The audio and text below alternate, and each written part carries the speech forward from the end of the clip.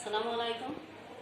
আমি কামরুন্নেসা, সহকারী শিক্ষক সমাজ, আদর্শ সম্মেলনী মাধ্যমিক বিদ্যালয়। প্রিয় শিক্ষার্থীরা, অনলাইন ক্লাসে তোমাদের শুভেচ্ছা ও স্বাগতম। আশা করি তোমরা সকলেই ভালো আছো।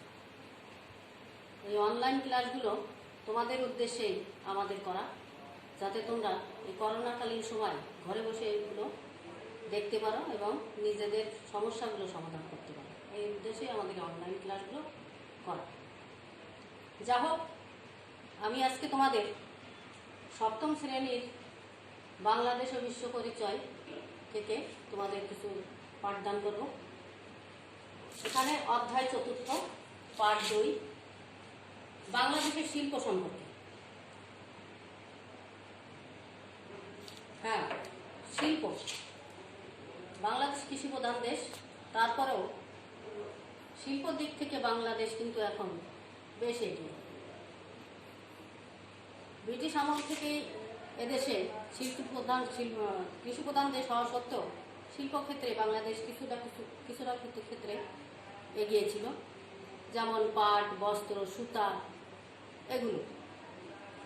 পরবর্তীতে পাকিস্তানি আমলে, এই পূর্ব পাকিস্তানে পৃথিবীর বিখ্যাত পাটকল আদমজি জুট মিল নারায়ণগঞ্জে প্রতিষ্ঠিত হয়। এরপর থেকেই পাকিস্তানের শাসকদের দৃষ্টি এবং কুচক্র এইগুলো শুরু হয়, যা দেশীয় শিল্প তৈরিতে বিশেষ ভূমিকা রাখতে পারেনি। কিন্তু তারপরেও 1971 সালে দেশ স্বাধীন হওয়ার পরের থেকে আস্তে আস্তে গুটি পায় এই শিল্প আস্তে আস্তে সম্ভাবনার দিকে এগিয়ে নিয়ে গেছে। তার মধ্যে বলা চলে পাট, চা, চামড়া, সিমেন্ট, তারপরে বিভিন্ন নির্মাণ সামগ্রী, হালকা ইঞ্জিনিয়ারিং, এছাড়া বর্তমানে গার্মেন্ট শিল্প এবং ওষুধ শিল্প বিশেষ সম্ভাবনাময় আমাদের একটা শিল্প। এগুলো থেকে আমরা বলতে পারি যে শিল্পে বাংলাদেশ আস্তে আস্তে সম্ভাবনাময় দ্বার উন্মুক্ত হচ্ছে। এখন আমরা বলবো যে শিল্পকে কিভাবে আরও এগিয়ে নিয়ে যাওয়া যায় সে ব্যাপারে বর্তমান সরকারও বিভিন্ন পদক্ষেপ গ্রহণ করছেন। শিল্পের সাধারণত মূলধন এবং দক্ষ শ্রমিক, উন্নত ব্যবস্থাপনা, এই সব কিছুর উপরে নির্ভর করে এই শিল্পকে 3টি অংশে ভাগ করা যায়। 1 নম্বর হলো বৃহৎ শিল্প, মাঝারি শিল্প, ক্ষুদ্র শিল্প এবং কুটির শিল্প। এখন আমরা বলবো যে বৃহৎ শিল্প সম্পর্কে কিছু জানাই তোমাদের। বৃহৎ শিল্প বলতে যা বোঝায় সেটা হলো বড় রকমের মূলধন নিয়ে যে শিল্পগুলো গঠিত, সেগুলো হলো বৃহৎ শিল্প। সেগুলোর মধ্যে আমাদের বাংলাদেশে পাট, চা, চামড়া, সিমেন্ট, বিদ্যুৎ ইত্যাদি বলা চলে। এগুলো বৃহৎ শিল্পর আয়ত্তায় ধরা হয়। এখানে প্রচুর পরিমাণ মূলধনের প্রয়োজন, দক্ষ কারিগর এবং সুদক্ষ ব্যবস্থাপনা সব কিছু মিলে এই বৃহৎ শিল্পগুলো পরিচালিত হয়। আমাদের দেশে বৃহৎ শিল্পর পরিমাণ মোটামুটি বৃদ্ধি পেলেও আশানুরূপভাবে এখনও বলা চলে শিল্পায়িত হয়নি। কিন্তু এগুলো আস্তে আস্তে বৃদ্ধি পেতে হলে আমাদের অবশ্যই সচেতন হতে হবে, দক্ষ কারিগর গড়ে তুলতে হবে এবং এইভাবেই আমরা আমাদের শিল্পকে আস্তে আস্তে এগিয়ে নিয়ে যেতে পারব। এই মূলধন স্বল্পতার কারণে আমাদের দেশ শিল্প সম্ভাবনা থাকা সত্ত্বেও এগিয়ে যেতে পারছে না। এরপরে আমরা বলবো যে মাঝারি শিল্প। বাংলাদেশের মতো উন্নয়নশীল দেশে যে মাঝারি শিল্পের গুরুত্ব অত্যাধিক। এই মাঝারি শিল্পগুলো কোনগুলো বলতে পারো? মাঝারি শিল্পগুলো হলো 1.5 কোটি টাকার কিছু ঊর্ধ্বে বা নিচে এই ধরনের মূলধন নিয়ে যে শিল্পগুলো গড়ে ওঠে সেগুলো হলো মাঝারি শিল্প। সেই মাঝারি শিল্পের মধ্যে পড়ে সিরামিক, তারপরে সিল্ক, হালকা ইঞ্জিনিয়ারিং, হিমাগার এইসব তৈরি। এক্ষেত্রে প্রচুর পরিমাণে শ্রমিক নিয়োগ, এতে আমাদের কি হয়, আমাদের বেকারত্ব দূরীভূত হচ্ছে। দেশের চাহিদা মিটিয়ে আমরা বিদেশে রপ্তানি করেও এদেশের অর্থনীতিকে সমৃদ্ধ করতে পারছি। এরপরে আসি আমরা ক্ষুদ্র শিল্প। ক্ষুদ্র শিল্প হলো যে শিল্পে 1.5 কোটি টাকার নিচে, অর্থাৎ 1.5 কোটি টাকার নিচে বা 1.5 কোটির পরের থেকে যে টাকাগুলো মূলধন নিয়ে যে শিল্প গড়ে ওঠে সেগুলো হলো ক্ষুদ্র শিল্প। এই শিল্পর আয়ত্তায় বলা চলে যেমন চাল কল, তারপরে তোমার প্লাস্টিক কারখানা, তারপরে হিমাগার, এই বিভিন্ন ধরনের এবং হালকা ইঞ্জিনিয়ারিং যন্ত্রপাতি, এই জিনিসগুলোর আয়ত্তের ভিতরে পড়ে।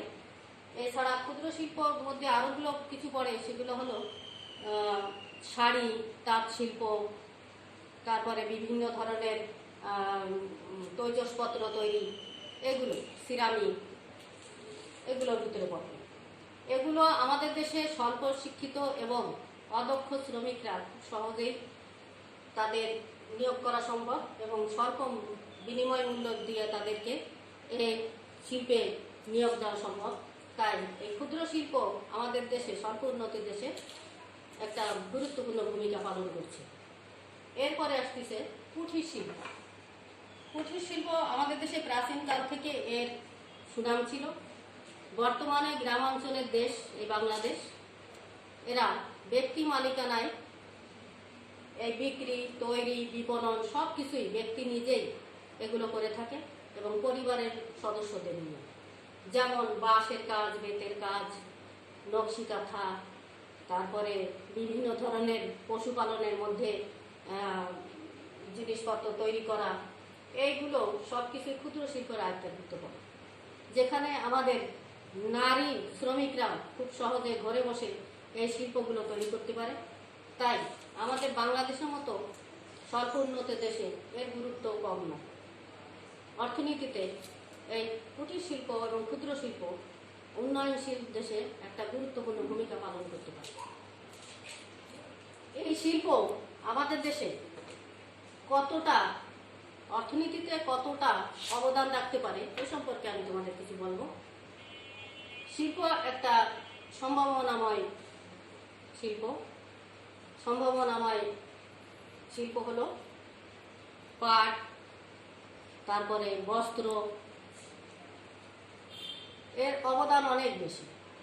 আমরা আগেই বলেছি যে কুটির শিল্প, মাঝারি শিল্প এবং ক্ষুদ্র শিল্প এদেশে যেমন অবদান সৃষ্টি করতে পারছে, তেমনি উন্নয়নশীল দেশে আমাদের শিল্পের অবদান অনেক বেশি। কারণ স্বল্প মূলধন, অদক্ষ কারিগর, পারিবারিক পরিমণ্ডলে এগুলোকে খুব সহজেই কাজে লাগানো সম্ভব। এই জন্যে অর্থনীতিতে এর অবদান অনেক বেশি। এই অর্থনীতিতে শিল্পের এই ক্ষুদ্র অবদানগুলো আমাদের বেকারত্ব দূর করছে, আমাদের জাতীয় জীবনে বিশেষ করে নারী, শ্রমিক, আর্থ সামাজিক উন্নয়নে বিশেষ ভূমিকা রাখছে। এরপরে আমরা বলবো যে বাংলাদেশের শিল্পের ভবিষ্যৎ সম্ভাবনা কতটুকু। হ্যাঁ, উন্নয়নশীল দেশে যেমন ভবিষ্যৎ সম্ভাবনা নিয়ে চিন্তা করতে হয়, তেমনি আমাদের বাংলাদেশ যেহেতু একটা উন্নয়নশীল দেশ, উন্নতির দিকে এগিয়ে যাচ্ছে, তেমনি অর্থনীতি, শিল্প, বাংলাদেশের অর্থনীতি কৃষিভিত্তিক হওয়া সত্ত্বেও শিল্পের যে কাঁচামাল দরকার এবং স্বল্প মূল্যে শ্রমিক আমাদের দেশে প্রচুর পরিমাণে পাওয়া যায়, এই কারণে শিল্পের ভবিষ্যৎ আমাদের খুবই সুদূর প্রসারী। বিশেষ করে বিদেশিরা আমাদের দেশকে পুঁজি বিনিয়োগ করতে বিশেষ আগ্রহী, কারণ তারা জানে যে এদেশে জনসংখ্যা অত্যন্ত বেশি এবং সেখানে স্বল্প মূল্যে মজুরি প্রদান করা যায় এবং এখানে মানুষ অনেক পরিশ্রমী। এ সমস্ত কথা চিন্তাভাবনা করে বিদেশিরা এদেশে বিভিন্ন রকম বিনিয়োগ করার চিন্তাভাবনা করছে এবং বাংলাদেশ সরকার বিদেশিদের বিনিয়োগ যাতে আরও আকৃষ্ট করতে পারে এই জন্য বিভিন্ন ধরনের ব্যবস্থা গ্রহণ করছেন। বাণিজ্য প্রক্রিয়াকরণ এলাকা, তারপরে এদেশের শিল্প সামগ্রী বিশ্বের বাজারে সমাদৃত করে তোলার জন্য বিভিন্ন বাজার সৃষ্টি করা। বিভিন্নভাবে এদেরকে প্রশিক্ষণ দিয়ে এদের সম্ভাবনার তার উন্মুক্ত করে দেওয়া, সব কিছু মিলে শিল্পের ভবিষ্যৎ বলা চলে আমাদের অনেক সুদূর প্রসারী। বাংলাদেশের মতো একটা উন্নয়নশীল দেশে শিল্পের অবদান খুবই গুরুত্বপূর্ণ। তাই আমি শেষ পর্যন্ত বলবো যে বাংলাদেশ শিল্পের ভবিষ্যৎ সম্ভাবনা অত্যন্ত গুরুত্বপূর্ণ। এ বলি আমার বক্তব্য শেষ করছি। আশা করি তোমরা এই বক্তব্যটা খুব ভালো করে শুনেছ এবং বাড়িতে একবার বই খুলে এইগুলোকে আর একবার পড়ে দেখবে, তোমাদের ভালো লাগবে এবং জানতে সুবিধা হবে। এ বলে আমার বক্তব্য শেষ করছি। আশা করি তোমরা ভালো থাকো, সুস্থ থাকো। খোদা হাফেজ।